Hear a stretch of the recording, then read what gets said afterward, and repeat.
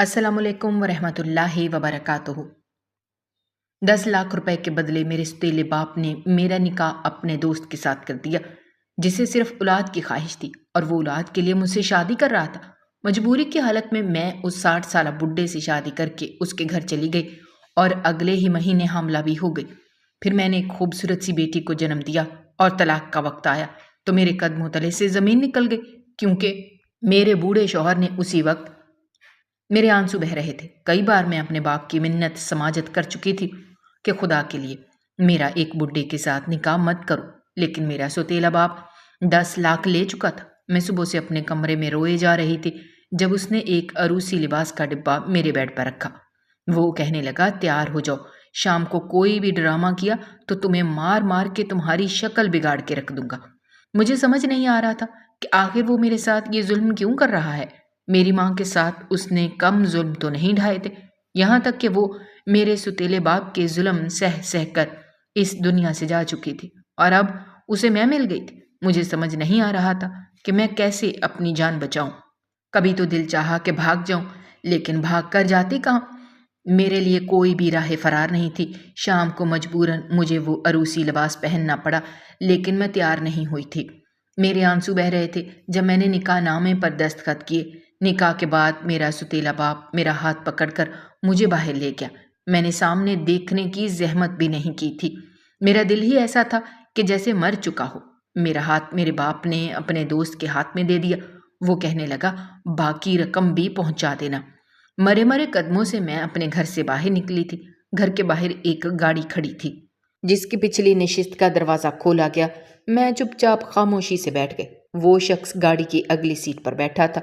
वो ड्राइवर से कहने लगा, गाड़ी चलाओ। ड्राइवर गाड़ी चलाने लगा। आधे घंटे की मुसाफिर के बाद गाड़ी एक बंगले के बाहर खड़ी हुई। गाड़ी के हारन की आवाज़ पर दरवाज़ा खुला। गाड़ी अंदर पोर्च में खड़ी हुई। एक मुलाजमा ने दरवाज़ा खोला और मेरा हाथ पकड़कर मुझे नीचे उतारा। वो बूढ़ा शख्स अमीर था। वो मुझे एक कमरे में बिठा कर चली गई। मेरी आंखों से आंसू बह रहे थे। जब कमरे का दरवाज़ा खुला, मैंने अपने आंसू साफ किए। कमरे का दरवाज़ा बंद हुआ और वो शख्स मेरे सामने आकर बैठ गया। वो कहने लगा, देखो लड़की, मुझे तुमसे कोई गर्ज नहीं है। मुझे तुमसे सिर्फ औलाद चाहिए। मुझे वारिस चाहिए। जैसे ही मुझे औलाद होगी मैं तुम्हें तलाक दे दूंगा। ये सुनकर मुझे हैरत का झटका लगा था। उस वक्त मैंने नज़र उठाकर सामने देखा। कोई शख्स 60 साल बुढ़ा था, जिसकी उम्र के दुराहे पर वो खड़ा था। पता नहीं मैं भी उसे औलाद दे सकती थी या नहीं। मेरी उम्र बस 18 साल थी। उम्र के इस दुराहे पर लड़कियां बहुत से ख्वाब देखती हैं, लेकिन इस उम्र में मेरे सारे ख्वाब चकनाचूर हो चुके थे और रात मेरे लिए किसी अजियत से कम नहीं थी।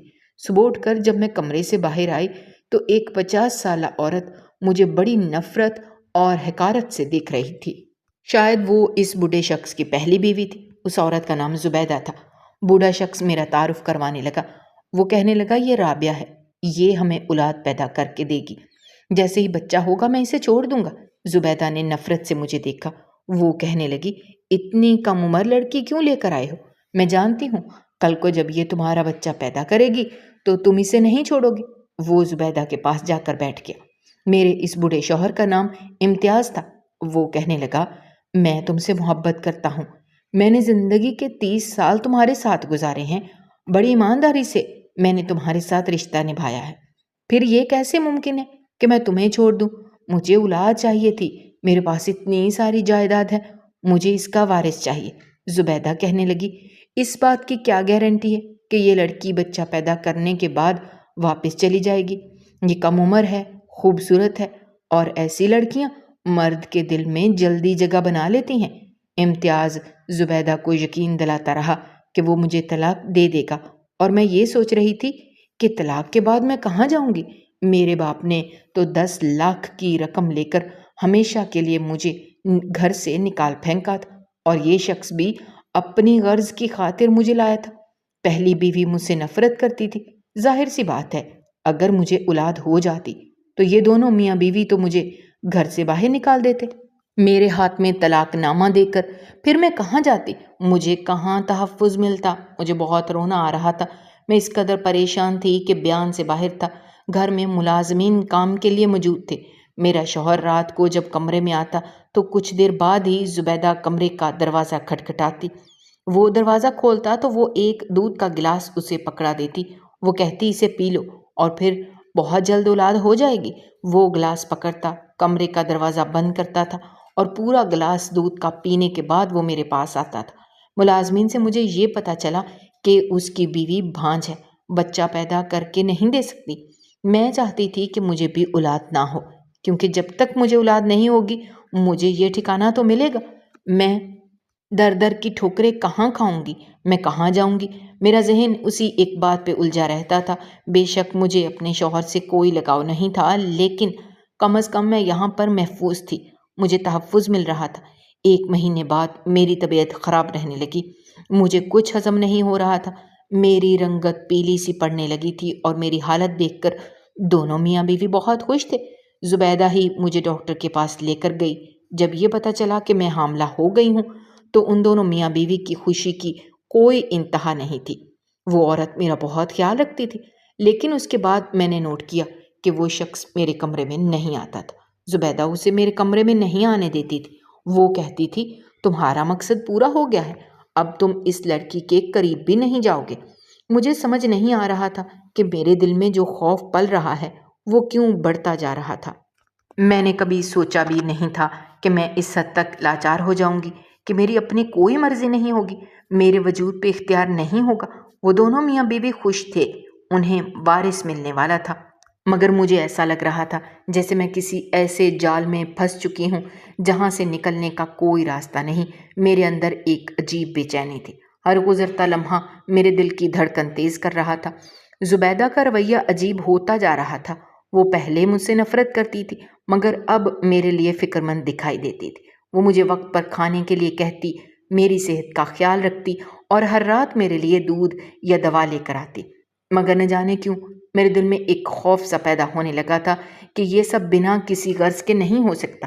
میں نے ایک دن ملازمہ سے باتوں باتوں میں پوچھا کہ زبیدہ بیگم اچانک مجھ سے اتنی نرمی سے کیوں پیش آنے لگی ہیں؟ تو ملازمہ نے ایک بار نظر ادھر ادھر دیکھا، پھر آہستہ سے بولی، بی بی جی کچھ تو گڑبڑ ہے، میں نے کئی بار زبیدہ بیگم کو آپ کے کمرے کے باہر کھڑے دیکھا ہے، جیسے کچھ کنفرم کرنا چاہ رہی ہوں، اور وہ آپ کو دودھ دیتی ہیں، آپ واقعی پی لیتی ہیں؟ میرا دل زور سے دھڑکا۔ میں نے جلدی سے پوچھا، کیوں، تمہیں کیا لگتا ہے؟ ملازمہ نے ایک پل کے لیے ہچکچاہٹ محسوس کی مگر پھر بولی، بی بی جی میں نے کچھ عرصہ پہلے ان کے بارے میں ایک بات سنی تھی، وہ پہلے بھی کسی اور کو، یعنی اس کے الفاظ گڈ مڈ ہو گئے، جیسے وہ کچھ کہنا چاہ رہی تھی مگر ہمت نہ ہو۔ مجھے لگا جیسے میرے پیروں تلے سے زمین کھسک رہی ہو۔ اس رات میں نے جاگنے کا فیصلہ کیا۔ میں بستر پر لیٹی مگر میری آنکھیں بند ہوتے ہوئے بھی حواس بیدار تھے۔ پھر رات کے کسی پہر جیسے ہی دروازے کے نیچے سے روشنی کی ہلکی لکیر نظر آئی، میرا دل خوف کے مارے کانپ اٹھا۔ کسی نے دیکھنے کی کوشش کی تھی کہ میں جاگ رہی ہوں یا سو چکی ہوں۔ میں نے سانس روک لی اور ساکت ہو گئی۔ روشنی غائب ہو گئی اور پھر مجھے قدموں کی ہلکی چاپ سنائی دی جو آہستہ آہستہ دور جا رہی تھی۔ میرا خوف مزید گہرا ہو گیا۔ اگلے دن زبیدہ حسب معمول میرے کمرے میں آئی اور میرے لیے دوا لے کر آئی۔ وہ کہنے لگی، یہ کھا لو، تمہاری طبیعت بہتر رہے گی۔ اس نے کہا۔ میں نے خاموشی سے دوا پکڑی مگر اسے نہیں کھایا۔ میں نے محسوس کیا کہ وہ بغور میرے چہرے کے تاثرات پڑھنے کی کوشش کر رہی تھی۔ میں نے سر جھکا لیا اور تاثر دیا کہ میں نے دوا کھا لی ہے۔ اس کی آنکھوں میں ایک عجیب سا اطمینان تھا۔ وہ مسکرا کر باہر چلی گئی مگر اس رات جیسے ہی میں سوئی اچانک میرے پیٹ میں شدید درد اٹھا۔ میں تڑپنے لگی، میرے آنسو بہنے لگے، میرے جسم میں ایک عجیب سی سنسناہٹ پھیلنے لگی جیسے کوئی زہر میرے اندر سرایت کر گیا ہو۔ میں نے چیخنے کی کوشش کی مگر آواز میرے حلق میں ہی گھٹ کر رہ گئی۔ مجھے لگا جیسے کچھ غلط ہو رہا ہے، جیسے میرے بچے کو نقصان پہنچ رہا ہے۔ میرا جسم پسینے سے شرابور ہو چکا تھا اور آنکھوں کے آگے اندھیرا چھانے لگا۔ میں بستر پر پڑی رہ گئی اور میرا جسم ساکت ہونے لگا۔ میری آنکھوں کے آگے دھند چھانے لگی اور میں نے آخری بار دروازے کی طرف دیکھا جہاں زبیدہ کھڑی تھی۔ اس کی آنکھوں میں عجیب سی چمک تھی جیسے وہ اسی لمحے کا انتظار کر رہی تھی۔ میں بے ہوش ہو گئی۔ جب میری آنکھ کھلی تو میں ہسپتال میں تھی۔ میرا پورا جسم درد سے چور تھا۔ میں نے ارد گرد دیکھا مگر کمرے میں کوئی نہیں تھا۔ میری سانسیں بے ترتیب تھیں۔ میرے پیٹ پر ہاتھ گیا اور جیسے ہی میں نے اپنے وجود کو محسوس کیا میرا دل بیٹھ گیا۔ میرا بچہ، میں نے دھیمی کمزور آواز میں کہا۔ ایک نرس اندر آئی۔ اس نے مجھے دیکھا اور کہا، آپ ہوش میں آ گئی ہیں، شکر ہے ہم نے بروقت آپ کو بچا لیا۔ آپ کی طبیعت بہت خراب تھی۔ میرا بچہ، میں نے کانپتی آواز میں پوچھا۔ نرس نے میرے چہرے کی طرف دیکھا جیسے کچھ چھپانے کی کوشش کر رہی ہو۔ پھر وہ دھیرے سے بولی، بچہ محفوظ ہے مگر کیا؟ میرا دل تیزی سے دھڑکنے لگا۔ نرس کے الفاظ سن کر میرا دل تیزی سے دھڑکنے لگا۔ میں نے بمشکل سر اٹھایا مگر میری آنکھوں کے آگے اندھیرا چھا گیا، جیسے روشنی معدوم ہو رہی ہو۔ میرا جسم ابھی بھی بے جان محسوس ہو رہا تھا۔ میں نے ایک بار پھر سرگوشی جیسی آواز میں پوچھا، مگر کیا؟ نرس نے ہلکا سا سانس لیا اور بولی، ابھی آپ کو آرام کی ضرورت ہے، ڈاکٹر آپ سے بعد میں بات کریں گے۔ میں نے نرس کی آنکھوں میں کچھ عجیب سا محسوس کیا، جیسے وہ کچھ چھپانے کی کوشش کر رہی ہو۔ میرے دل میں وسوسے سر اٹھانے لگے، کچھ تو غلط ہو رہا تھا، مگر کیا؟ میں نے دوبارہ بولنے کی کوشش کی مگر میری آواز نے ساتھ نہ دیا۔ کچھ دیر بعد جب میں نے دوبارہ آنکھیں کھولی تو کمرے میں امتیاز موجود تھا۔ اس کا چہرہ فکر مندی میں ڈوبا ہوا تھا، جیسے وہ مجھ سے کچھ کہنا چاہ رہا ہو مگر الفاظ نہیں مل رہے تھے۔ میں نے بمشکل ہونٹ ہلائے۔ امتیاز، میرا بچہ وہ ٹھیک ہے نا؟ اس نے جلدی سے میرا ہاتھ تھاما اور تسلی دی۔ ہاں رابعہ، ہمارا بچہ بالکل ٹھیک ہے، تمہیں زیادہ فکر کرنے کی ضرورت نہیں ہے۔ مگر تمہیں کیا ہوا تھا؟ تم اچانک بے ہوش کیوں ہو گئی تھی؟ میں نے اس کی آنکھوں میں دیکھا، وہاں خلوص تھا مگر کہیں نہ کہیں مجھے اس کے انداز میں کچھ کمی محسوس ہوئی۔ میں نے سرگوشی کی، امتیاز مجھے لگتا ہے میرے ساتھ کچھ غلط ہو رہا ہے، مجھے لگتا ہے کوئی میرے خلاف سازش کر رہا ہے۔ میں نے رات کو کچھ محسوس کیا تھا، جیسے کوئی میرے کمرے میں آیا ہو، جیسے کسی نے مجھے جانچنے کی کوشش کی ہو۔ امتیاز نے حیرت سے میری طرف دیکھا اور پھر ہلکا سا مسکرایا۔ رابعہ، تم شاید زیادہ ہی سوچ رہی ہو، زبیدہ ایسا نہیں کر سکتی۔ وہ اگر تمہارا خیال رکھ رہی ہے تو اس میں برائی کیا ہے؟ میں نے بے چینی سے اپنا سر جھٹکا۔ نہیں امتیاز، کچھ تو ہے جو صحیح نہیں ہے، مجھے محسوس ہوتا ہے، میں نے خود دیکھا تھا، وہ میرے کمرے کے باہر کھڑی تھی، میرے دروازے کے نیچے سے روشنی آئی تھی اور پھر جیسے ہی میں نے حرکت نہیں کی وہ چلی گئیں۔ وہ مجھے دوا بھی ٹھیک نہیں لگتی جو وہ مجھے دیتی ہیں کہ حکیم سے لائی ہیں، اسے کھانے سے اولاد صحت مند ہوگی۔ امتیاز نے گہرا سانس لیا، میری پیشانی پہ ہاتھ رکھا۔ تمہیں آرام کی ضرورت ہے رابعہ، تم بے وجہ وہم کر رہی ہو، زبیدہ کو بچے سے بہت محبت ہے، وہ ایسا کچھ کیوں کرے گی؟ میں نے بے بسی سے اس کی طرف دیکھا مگر میرے دل میں کوئی چیز کھٹک رہی تھی، جیسے کوئی کہہ رہا ہو کہ میں جو محسوس کر رہی ہوں وہی سچ ہے۔ مگر امتیاز، میری بات سنو، میں نے التجا کی مگر اس نے میرا ہاتھ دبایا۔ رابعہ، تمہیں سکون کی ضرورت ہے، میں ڈاکٹر سے بات کرتا ہوں۔ میں نہیں چاہتا تمہیں کوئی اور پریشانی ہو۔ میں نے بے بسی سے اپنی آنکھیں بند کر لیں مگر میرے دل میں وسوسے مزید گہرے ہونے لگے۔ کیا واقعی میں غلط سوچ رہی تھی یا میرے ساتھ کچھ ایسا ہو رہا تھا جو ابھی تک مجھ سے چھپایا جا رہا تھا؟ لیکن میں نے محسوس کیا کہ دن بدن میرا جسم کمزور ہوتا جا رہا تھا، میری ٹانگیں کانپتی تھیں، چلنے پھرنے میں دشواری محسوس ہوتی تھی، میری بھوک ختم ہوتی جا رہی تھی اور مجھے یوں لگتا تھا جیسے میرے جسم سے آہستہ آہستہ جان نکل رہی ہو۔ زبیدہ ہر وقت مجھ پر نظر رکھتی، میرے کھانے پینے کا حد سے زیادہ خیال رکھتی، خاص طور پر وہ دن میں 2 بار مجھے زبردستی دودھ پینے پر مجبور کرتی اور اگر میں انکار کرتی تو اس کا چہرہ سخت ہو جاتا، اس کی نظریں مجھے گھورنے لگتی۔ رابعہ، دودھ کا ناغہ نہیں ہونا چاہیے، تمہارا بچہ کمزور پیدا ہوگا، تمہیں پتہ ہے نا امتیاز اس بچے کے لیے کتنے سالوں سے ترس رہا ہے۔ میں نے خاموشی سے اس کی بات سنی اور سر جھکا لیا مگر میرے دل میں ایک عجیب سا خوف تھا، مجھے لگتا تھا جیسے دودھ میں کچھ ملایا جا رہا ہو۔ میرے ہاتھ کپ کپاتے جب میں دودھ کا گلاس تھامتی اور زبیدہ کی نظریں مجھ پر جمی ہوئی ہوتی، جیسے وہ دیکھ رہی ہو کہ میں نے واقعی دودھ پیا یا نہیں۔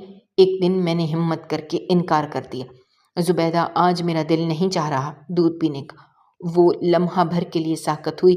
اس کی آنکھوں میں ایک عجیب سی چمک ابھری، جیسے میں نے کچھ غلط کہہ دیا ہو، مگر پھر وہ فوراً نارمل ہو گئی۔ رابعہ، تمہیں اپنی طبیعت کی پرواہ نہیں، مگر امتیاز کو ہے۔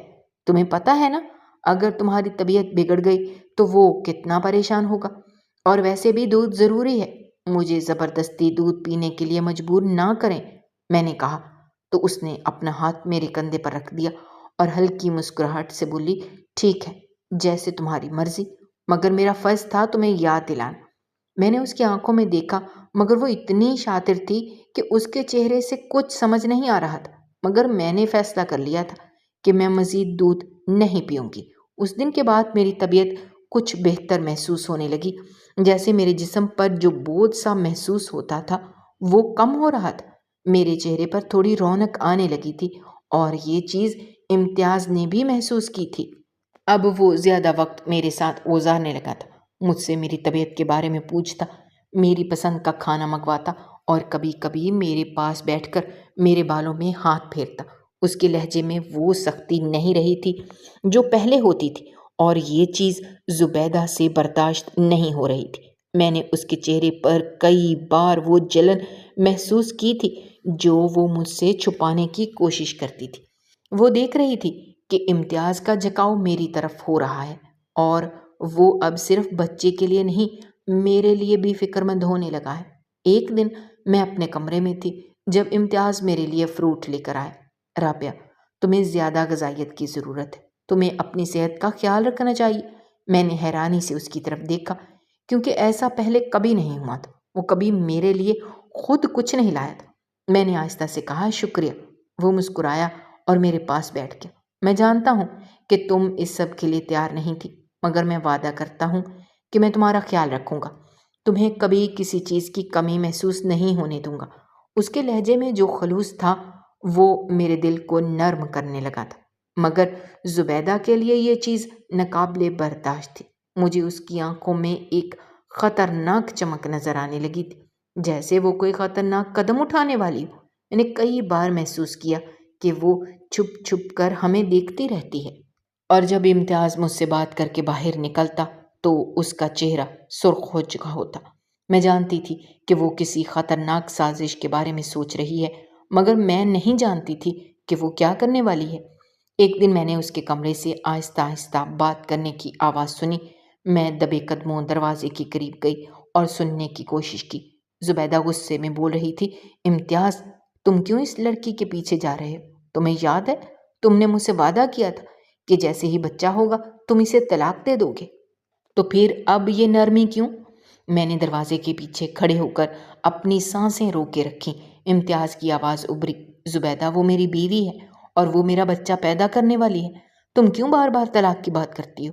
میں چاہتا ہوں کہ رابعہ پرسکون رہے، اور یہ میں بھی نہیں چاہتا کہ وہ خود کو غیر محفوظ محسوس کرے۔ زبیدہ کی آواز زہر میں بھجی ہوئی تھی، تم اسے چھوڑنے کے بجائے اس کی محبت میں گرفتار ہو رہے ہو۔ امتیاز، تم وہ نہیں کر رہے جس کا وعدہ تم نے مجھ سے کیا تھا۔ میں نے دروازے کے پیچھے کھڑے کھڑے آنکھیں بند کر لیں۔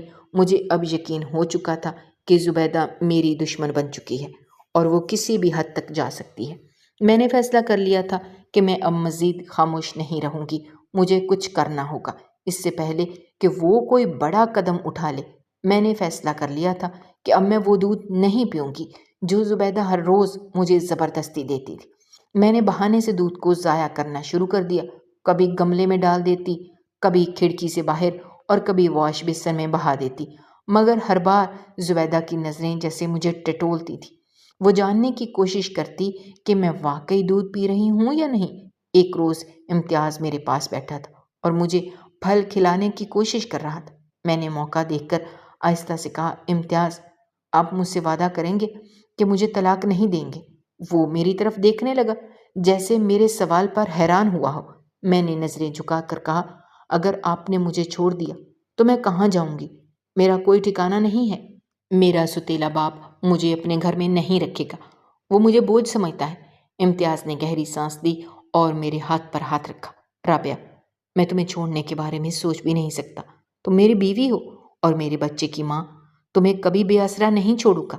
میرے دل کو جیسے سکون ملا میں نے پہلی بار اس کی آنکھوں میں اپنے لیے نرمی دیکھی تھی، مگر مجھے اچانک لگا جیسے دروازے کے پیچھے کوئی موجود ہو، کوئی ہماری باتیں سن رہا ہو۔ میرا دل زور زور سے دھڑکنے لگا۔ امتیاز نے بھی شاید محسوس کیا۔ وہ فوراً اٹھا اور دروازہ کھولا، مگر باہر کوئی نہیں تھا۔ راہداری سنسان تھی، مگر میرے دل کو یقین تھا کہ زبیدہ نے ہماری باتیں سن لی ہیں۔ میں نے امتیاز کی طرف دیکھا جو الجھن میں تھا، مگر میں جانتی تھی کہ خطرہ ابھی ٹلا نہیں ہے۔ زبیدہ اب کچھ اور کرنے والی تھی اور مجھے اس کے اگلے وار کا انتظار تھا۔ میرا 9واں مہینہ شروع ہو چکا تھا اور میں ہر گزرتے دن کے ساتھ خود کو زیادہ بہتر محسوس کر رہی تھی۔ میری طبیعت اب کچھ سنبھلنے لگی تھی، کیونکہ میں زبیدہ کا دیا ہوا دودھ نہیں پیتی تھی، جس کے بعد میری کمزوری بھی کم ہونے لگی تھی۔ مگر ایک چیز جو مجھے مسلسل بے چین کر رہی تھی وہ امتیاز کا رویہ تھا۔ وہ بہت چپ چپ رہنے لگا تھا۔ پہلے وہ میرے قریب بیٹھتا، مجھ سے باتیں کرتا، میرا حال احوال پوچھتا، مگر اب وہ زیادہ وقت زبیدہ کے ساتھ گزارتا۔ شاید زبیدہ اسے بار بار یہی بات یاد دلاتی تھی کہ جیسے ہی میرا بچہ پیدا ہوگا اسے مجھے چھوڑ دینا ہے، مگر امتیاز اس بات پر کوئی جواب نہیں دیتا تھا۔ وہ مجھے کبھی کچھ کہتا بھی نہیں تھا اور کبھی میرے سامنے زیادہ آتا بھی نہیں تھا۔ اس کا یوں خاموش رہنا مجھے اندر سے کھائے جا رہا تھا۔ میں سمجھ نہیں پا رہی تھی کہ وہ کیا سوچ رہا ہے۔ کیا واقعی وہ مجھے چھوڑنے والا ہے یا پھر زبیدہ کی باتوں کو نظر انداز کر رہا ہے؟ میں اکثر رات کو جاگتی رہتی تھی۔ نیند میری آنکھوں سے کوسوں دور ہو چکی تھی۔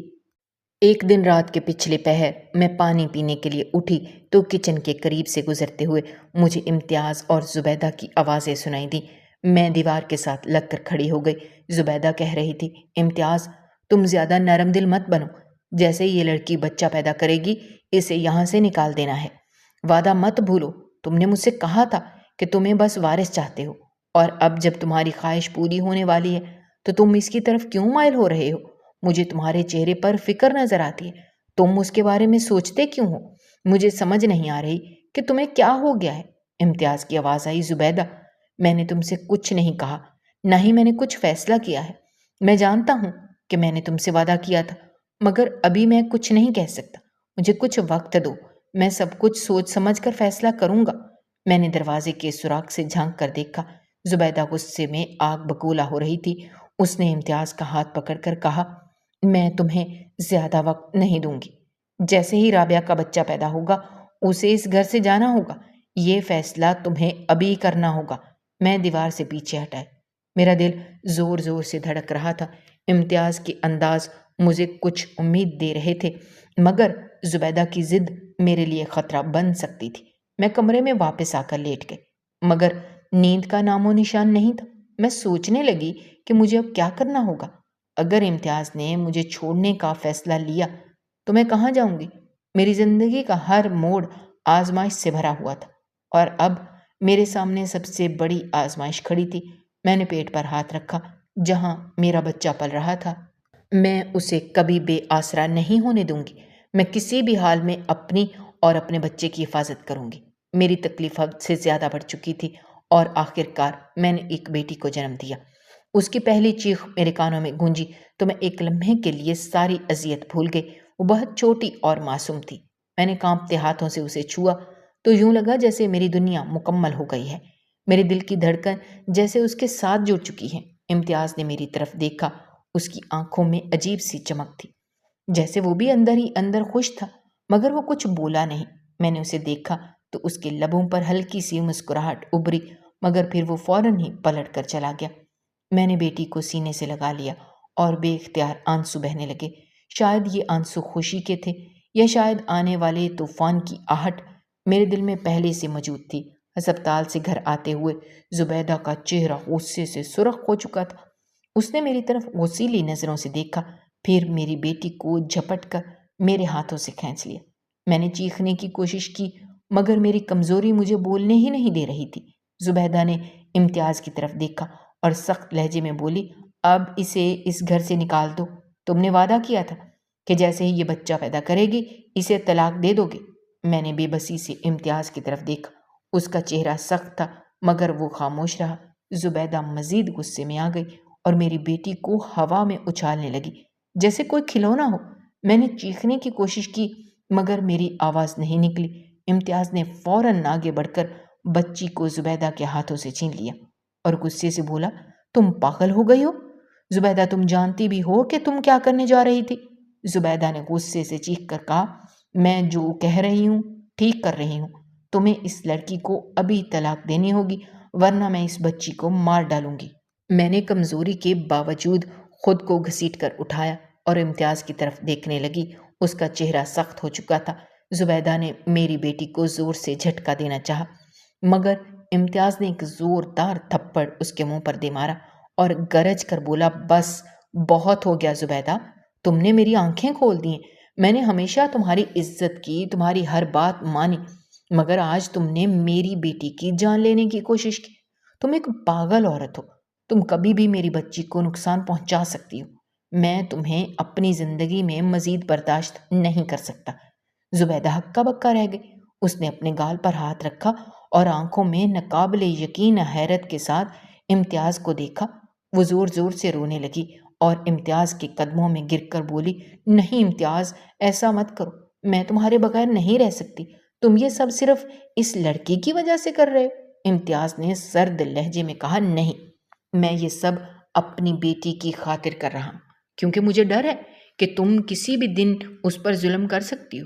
تم نے جو نفرت میرے دل میں پیدا کی ہے وہ کبھی ختم نہیں ہو سکتی۔ زبیدہ چلائی، امتیاز، میں نے تمہارے لیے سب کچھ کیا، تم مجھے نہیں چھوڑ سکتے۔ مگر امتیاز نے سختی سے دروازہ کھول دیا اور بولا، چلی جاؤ زبیدہ، میری زندگی سے نکل جاؤ۔ زبیدہ دیوانوں کی طرح رو رہی تھی مگر امتیاز نے اس کی ایک نہ سنی۔ وہ اسے دھکیل کر دروازے سے باہر لے گیا اور دروازہ بند کر دیا۔